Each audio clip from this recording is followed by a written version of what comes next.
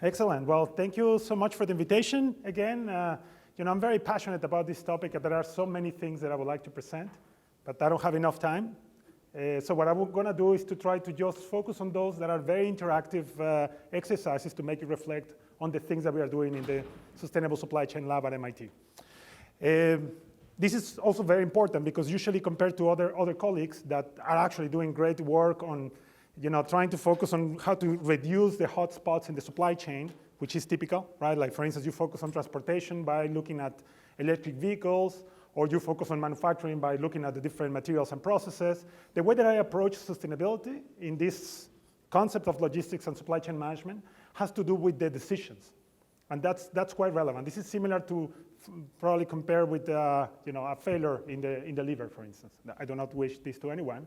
But if you have a situation like that, one of the main approaches is to say, well, I'm just gonna replace that liver for a better one. But there are other things that you could also do to avoid those type of disease, which is stop drinking, maybe do some exercises, drink some water. So there are decisions that are driving the hotspots in the supply chain. And this is mainly what I've been focusing on my research and examples I'm gonna mention. So of course, to discuss about logistics is about moving things. And about moving these things is what creates a lot of the emissions that we know are related to the anthropogenic activity. And in this case, transportation emissions are well known for being the one that grows the most every year, right? And some of the reasons are, you will see it in a moment, but this doesn't matter. It could be related to what's happening in the US or also in Europe. And the expectation is, regardless of the advancements in innovations, it's still projected that in the next 10 years, 20 years, this is gonna continue to grow, right? Compared to others, like production of energy or the high-intensive manufacturing companies. Now, when we look at more, in depth on the logistics side and transportation, we notice something that is quite interesting. We know that, for instance, airfare it tends to be, the one that has the highest emission factors in general. So when you move a good using an airplane, it's usually more damaging for the environment than if you use rail or road. But what happens is that just in absolute numbers, the projection is that the trucks are the ones that are going to drive really the emissions in logistics. And the reason is, well, you can probably guess, it has to do probably with the e-commerce activity, with the growth in urbanization, more people living in cities. But this is what is becoming the challenge for all the big companies, right? And this is quite, again, interesting because before, when you were doing your supply chain management, you just needed to focus on what was happening at the store, point of sale. So you will go, predict the demand, how many people are gonna order, and that would be, I wouldn't say way easy, but easier than it is now that you have actually people that can place orders at this very moment to your business using the cell phone, the iPad, the TV, the computer, etc. And those from different places creates a huge complexity which mainly relates to how to balance supply and demand. Now, I had the opportunity to speak with some companies, retailers from the US, one of the top retailers, and the main question I asked was what is one of the main challenges in the e-commerce war or battle? And without exception, the majority responded with the fast shipping concept. So fast shipping is now, as I wrote here, the new item in the basket of goods. So if you are unable to offer fast shipping, you cannot offer e-commerce.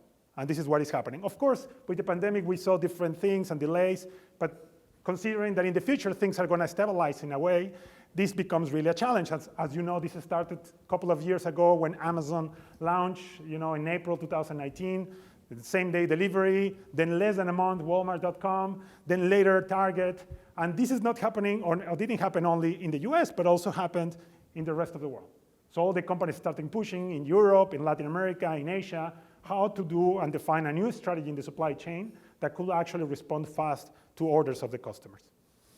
Now, the question now becomes how to deliver fast and green. Well, again, this is the balance, right? How to match supply and demand. From one side, you need to be responsive, prepare a supply chain, and there are the strategies like build a network to be closer to the consumers, to respond fast, reestablish your inventory policies to respond also very fast. On the other side, you start communicating more with the consumers and build more interesting predictive algorithms to try to understand how the demand is going to behave, and then you are working all the time. And as you know, these two guys hate each other. So the guys from demand that are very close to the consumer always feel that supply never delivers on time, they are always late, whatever. If you're in supply, you complain that these guys are selling even things that we don't have, and then again, the battle comes once in any part, either in the organization or in any entity in the supply chain. Now, what is the approach that we work? And this is, again, we have plenty of projects on this. So from one side, we focus on squeezing the efficiencies in the logistics, how we can actually deliver even better, make better logistics decisions. And again, this goes with the business decisions, the business approach, how you can actually manage better your inventories, predict the demand, do better supply chain management. And on the other side is also understanding the consumer.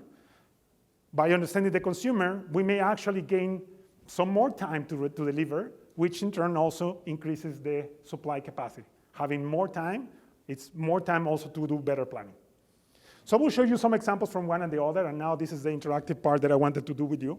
So from one side, can I cross? Yeah, everything good? Awesome. So imagine, I'm using just this example because one of my very good friends, you know, is head of transportation at Maersk in the Americas. It's nothing against Maersk, it's any truck, but this is a truck class 8, which means has 26 tons of capacity. And now imagine that I'm giving you this problem. So the problem is you need to define the best trajectory to move from A to B, certain cargo. And you have 3 options. One is 15 miles, the second is 12.5 miles, and the last one is 15.5. Now the question for you is, what is the best path? This is a traveling system. Not yet. This is just trajectory. Traveling is when you need to visit multiple customers. But you already said it, 2. Awesome, thank you, Jeremy. So 2, right? Now, this is the travel assessment problem. Now, in the travel assessment problem, you have here the truck leaving the distribution center is going to visit 4 customers, customer 1, 2, 3, and 4. You have in the arcs what is the mileage, the distance that needs to be traveled. The question is, what is the best route? So you need to deliver to all the customers and then go back to the distribution center. What is the best route? So, yes, Professor? No, depending, this is the answer of the professor from MIT.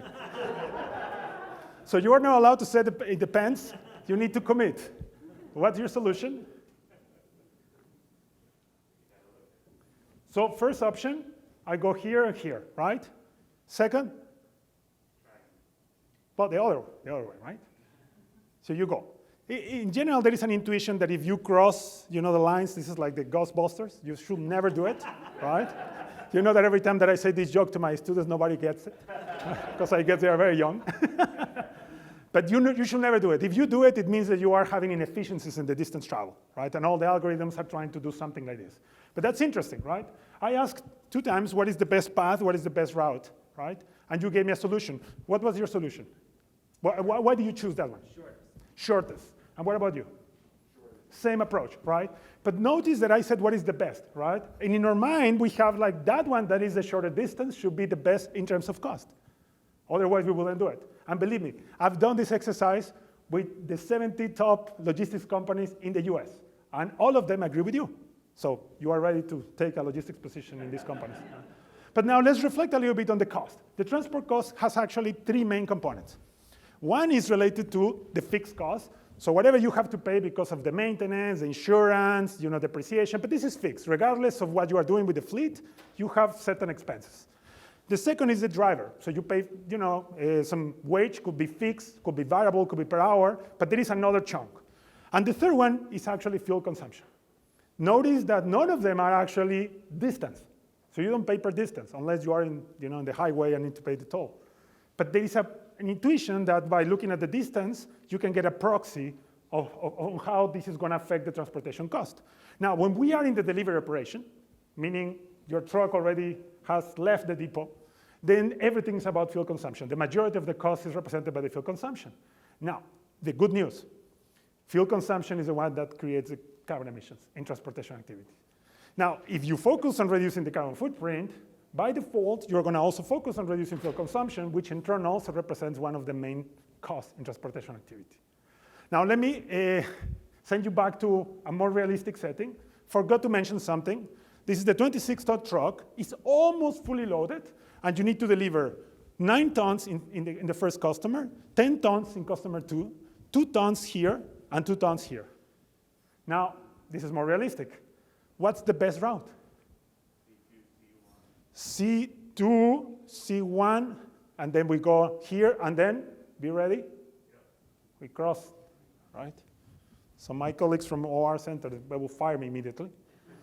Distance increases 18%. But the intuition, what was the intuition? Why this is better? But why? Sorry? The lighter, right? So the logic was, I will just deliver the heaviest first so that the truck is not as heavy, therefore I'm going to have better performance in the fuel consumption. Now, the question here, of course, is which one is better? Now, let me give you a more realistic setting. This is, by the way, inspired in reality. Now, by the way, I forgot to mention that those nodes in green are actually 3,000 feet of elevation. Tiny detail, forgot to mention.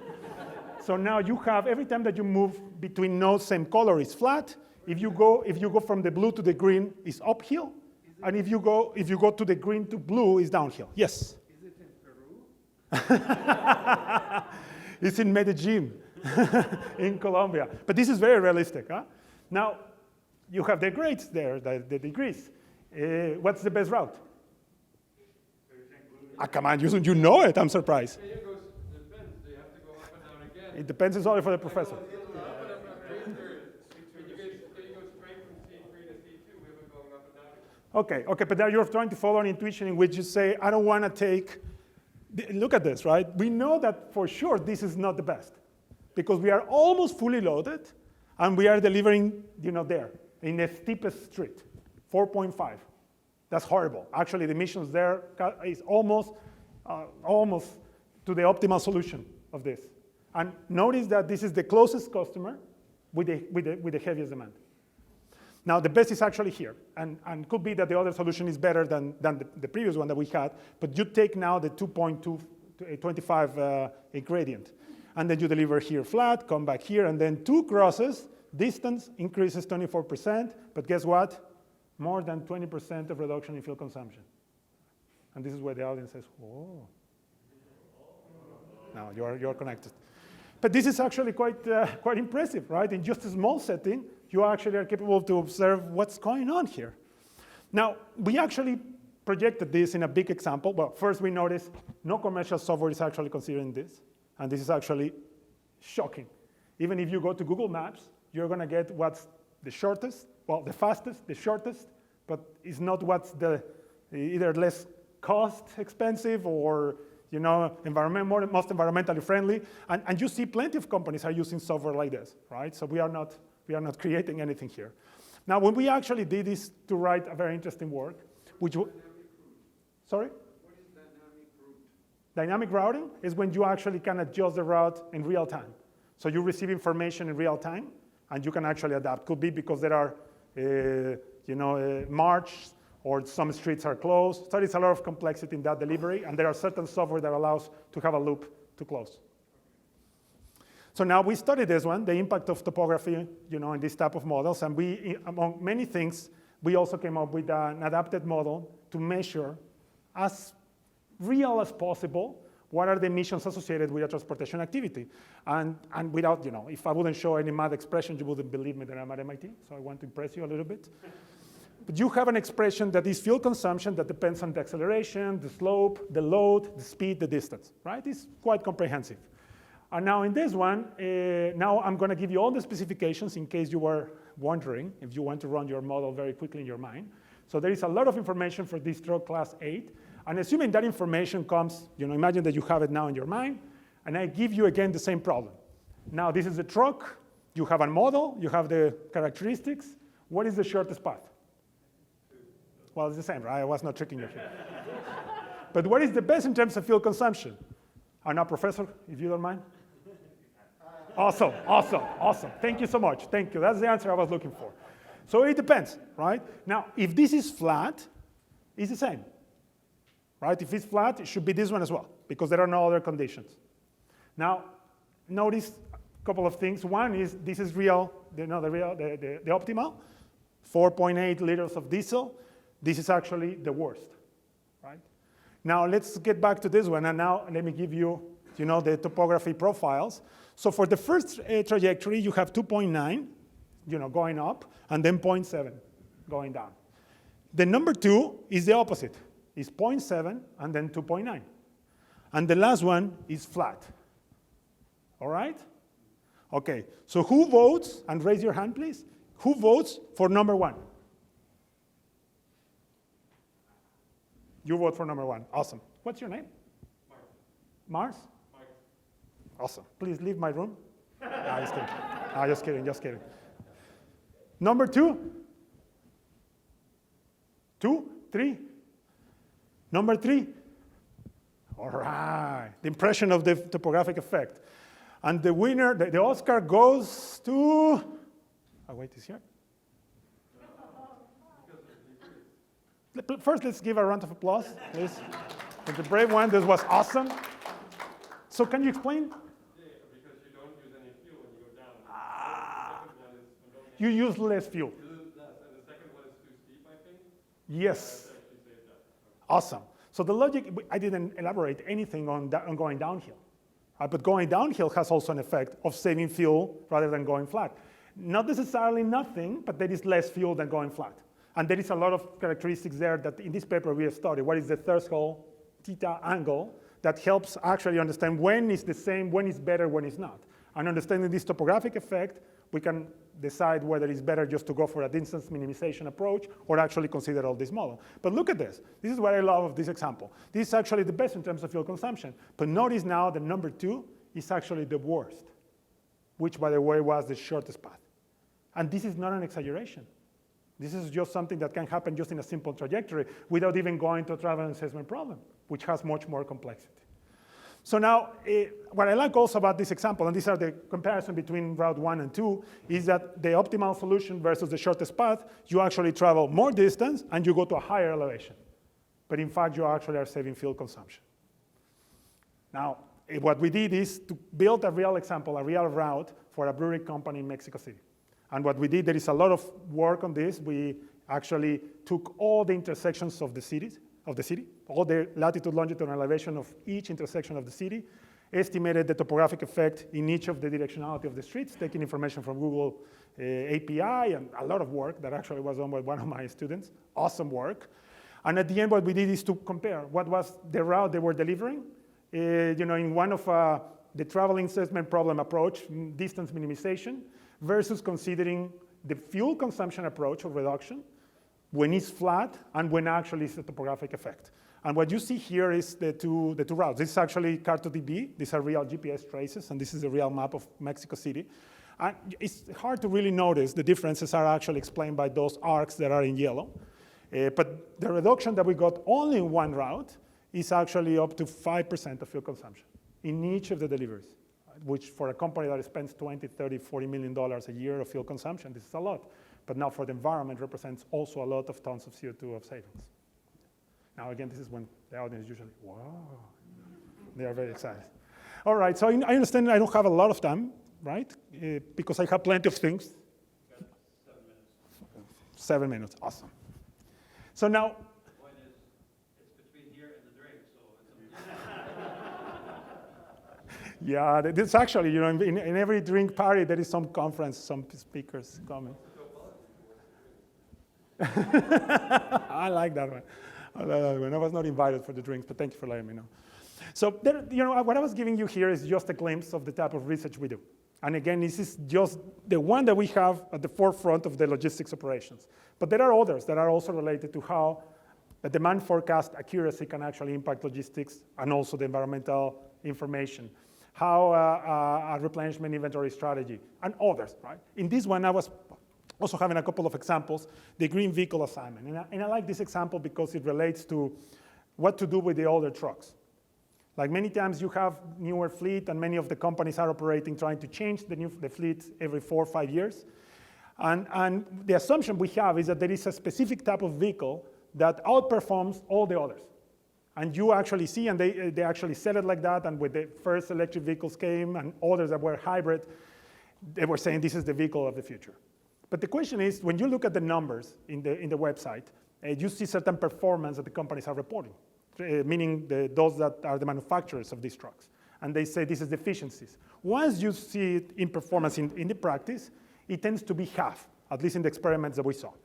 Now, I'm not saying that they are lying. I don't think they are. I believe they are testing the vehicles in conditions that are not going to be the practicality that is going to happen in logistics profiles.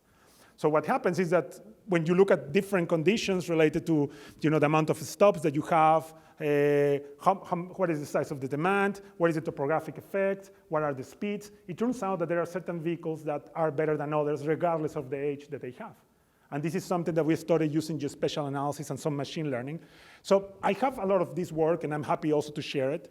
Others related to how to improve the consolidation in the e-commerce environment by using a different approach that avoids visiting same neighborhoods in days that are in the same week.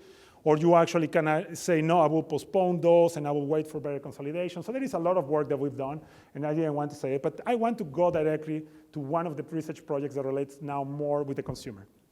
And remember that I was mentioning that in one side we are trying to squeeze efficiencies, and as I said, we can become very sophisticated as the things that I was showing, optimizing last mile delivery, geospatial analysis, topography, consolidation. There is a lot of fun in these things. But the other question is whether customers are really interested in this fast shipping. Because from one side, we are forcing, right, to this supply to really create a lot of efficiencies. But in this side, we are assuming that customers, this is what they really want. And what we did is actually interesting because it relates to a project that we saw before. My advisor, and that Jeremy also knows very well, Dr. Edgar Blanco, now head of sustainability at Amazon, he supervised this capstone project, this thesis, almost more than 10 years ago. And the idea was to compare what was the emissions associated with the online versus traditional shopping. And the idea is that if you do online, instead of having multiple cars going to the store, you actually have one single truck going to a neighborhood. And there should be certain savings in terms of efficiencies and CO2 emissions. But everything gets destroyed when you do fast shipping. In fast shipping, you have less time to do consolidation, right? Unless you are really a huge company that can deliver at the same level every day, you still are putting more trucks and cars in the streets. And many times there is a truck of Amazon visiting multiple times your neighborhood. So what we did is to bring a reflection. So this is 2017, even before the one-day shipping. And this reporter asked me a question related how to do more squeezing in the efficiencies in the last mile operations. And what I said was the first idea. I made a comment saying, no, we should focus more on customers. And what if we bring something like this? Imagine that at the moment of the purchase, you say to the customer, same-day delivery is equivalent to killing 3,000 trees. Now, please forgive me for my exaggeration, but this is what I said. I cannot undo what I said. 3,000 trees.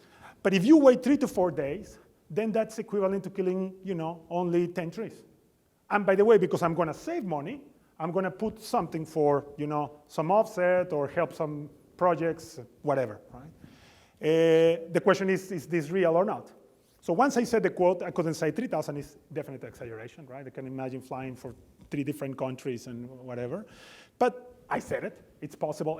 But the project got really quoted a lot. And the idea was how to do it. So let me just explain very briefly, and I will try to go this for a minute. This is a company, Coppel, in Mexico, one of the largest retailers. It's like the Mexican Target. So they do a lot of, furniture, clothing, sales, appliances. And we were working on a project with them related to other efficiencies. But what we did here is to understand what was this policy they were implementing or of offering customers a 2-day delivery promise, they call it. And what we did is to study what was those incentives that could drive the customer to delay the delivery. So we wanted to understand that. So there is a way to portray that information. If we say kilograms of CO2, the most common global warming potential, and everybody talks about it. And I teach this again at MIT, and it's always very hard because it's what's going to happen in 100 years and climate change, global warming. But if you say trees, usually people understand what's going on. What is the amount of trees you need to really trap the same amount of CO2 that stays in the atmosphere instead? If you say what is the amount of garbage, tons of garbage that I can recycle with that energy, or how many houses I can provide with electricity in a region. So we wanted to understand that, what's the most effective and the profile. And what we did is to study the historical performance of this retailer. For 6 months, we observed transportation activity, and we measured emissions, right? And also the fuel consumption. And then based on that, we observed certain level of utilization, let's say 40 or 50% utilization of the trucks. If they will get 3 to 4 to 5 to 6 days, then how the consolidation strategy in a distribution center, which is this is a real simulation, will be so that you can actually improve the delivery and reduce the amount of CO2 that is emitted in that logistics operation. So we simulated the scenario and got some numbers. And again, this is very average based on a specific distribution center, but requires some work. It's like measuring the carbon emissions is not enough. You need to allocate it, and at the same time also understand how you can perform a better operation to save certain amount of emissions. So we went there. We almost got 1,000 respondents. The majority were from the low income, middle, because this is the main market of the company. Low level of education, whatever. And the interesting part is first, and I will show you the numbers in a moment. We got in this survey 70% of people willing to wait with environmental information. 70%. We tested the economic and no incentive. Economic got 71, so they were the winners. But the interesting part here is that when you show the information in trees, the probability of the intention to willingness to wait is higher than 90% than when you actually show CO2 emissions. And people still do not connect with this information. Now, I remember at that time I presented this to the director of the center, Professor Josué C. He was like, that's awesome, this is what they say, but will they do it? Fair statement. We managed to convince, let me just show you this one, I love it. There were people among all the respondents that say, I don't want to wait. Then later we say, what if I give you economic incentive? Some of them said yes, others said, I don't care. And then later we showed environmental incentive.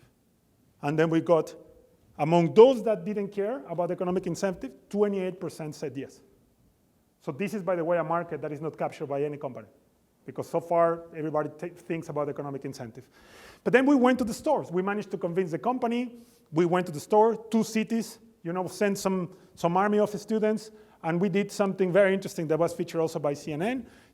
We got Mexico City and Monterrey, and the idea is that customers, after the purchase, were given the option to either delay or not by getting information in CO2 as well as in the amount of trees. 52% actually changed the decision. It's not the 70%, but 52 is huge. And this is real, right? This is not intention. This is what they actually change. Anyway, so there are plenty of things here. I will not spend more, but as you know, the main takeaway that I want you to take out of this is, first, shorter distance does not necessarily mean less CO2 emissions, right? Forget about that. You need to put more information. To put more information, the tools of data analytics and everything that we have now on the platforms to really manage a lot of information is what really is going to drive more sustainable supply chains.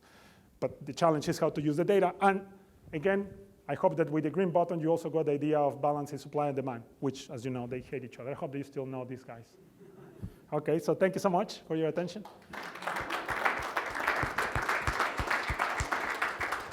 Awesome. Is there any questions? OK, let's assume I'm a driver of UPS or FedEx. And FedEx give me a truck with 100 delivery in Boston. Mm-hmm. And I want to optimize it. So do I need a degree in operation research from MIT to optimize it, or FedEx prepare at night based on the addresses of the delivery, prepare for me a route and a map going from here, going to there, or do I do it myself? Well, those companies are really, they're also forefront. They are doing great things. They are doing great things, what I'm saying. I mean, you're asking me whether you should trust what these guys... Nobody's using this. No? No. But that doesn't mean they are not using great things. I'm not saying that. These guys are great.